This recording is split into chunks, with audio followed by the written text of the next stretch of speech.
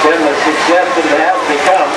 Thanks especially to Jan and Jerry for all their help and their willingness to accommodate us. They're truly a bonus to this community. And last but not least, thanks to our families. Thanks especially to our girls, Tiffany, Megan, Jessica, Melanie, who've given them their time and their patience as well as the many work hours that they put in to help get this all together. Joe Benson, Aramel, Idaho, 1968 Ford. Looking to come up with a mark of 266 and 5. 266 and 5 to beat out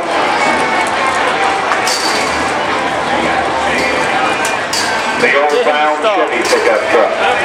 Tell him to stop kicking.